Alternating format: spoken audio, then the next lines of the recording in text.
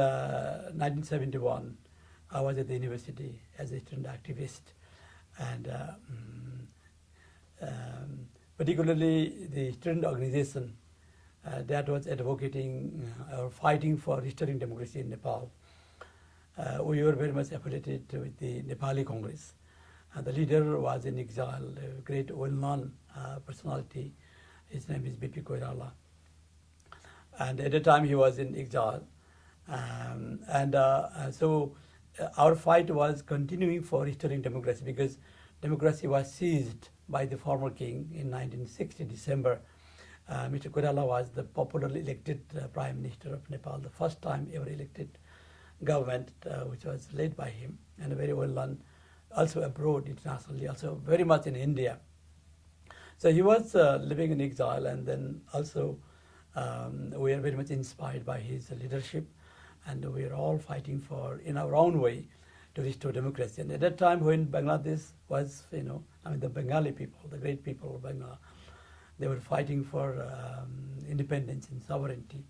Then Nepali Congress, our party, which always advocates democracy and freedom all over the world, we thought that this is the right cause to support. I was a MA student at that time, so we too catch up, with the news, and as I say, sometimes we used to have some discussion, in our dormitory among ourselves, and like everything, most of the things that we knew, maybe not as in detail as perhaps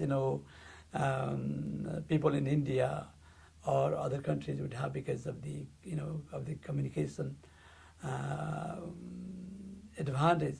But in Nepal at that time, democracy was suppressed by the king, and some such news wouldn't flow so easily.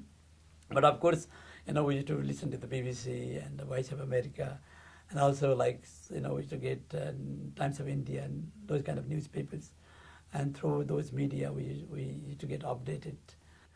And our leader, Mr. Koirala in Benares, when he was in exile, he and our party did extend a very kind of extensive support, because I remember our party in India, which was in exile, had even arranged for the supply of arms to the liberation movement here.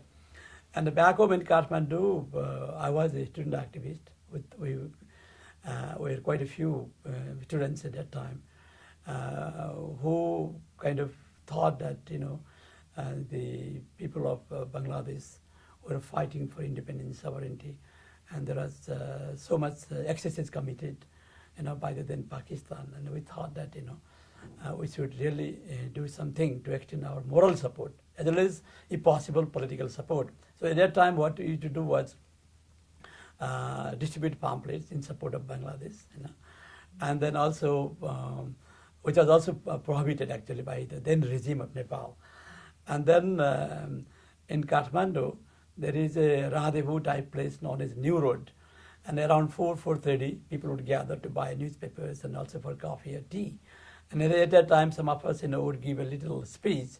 And immediately once, we kind of climb up on the rostrum to say something about Bangladesh, we'll be nabbed by the police, and then, we'll be either released the same day, same night, or maybe after 1 or 2 days. So this kind of, support we had extended.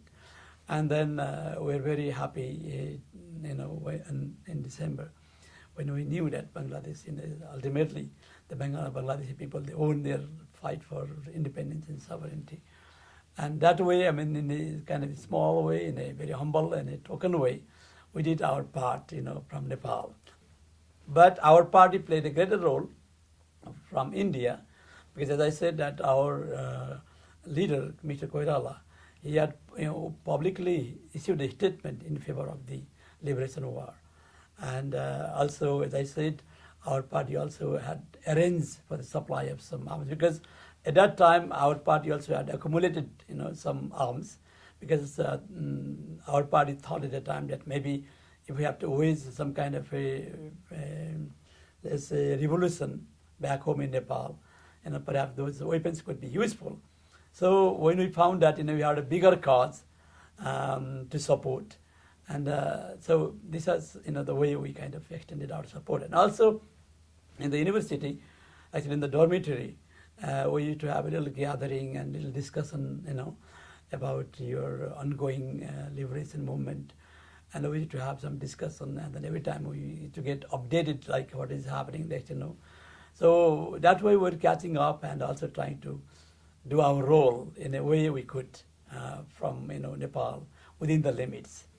We did our part. We didn't need this kind of recognition or honor, but it was very kind of you and your government and the people of Bangladesh, to whom we are grateful, for this honor.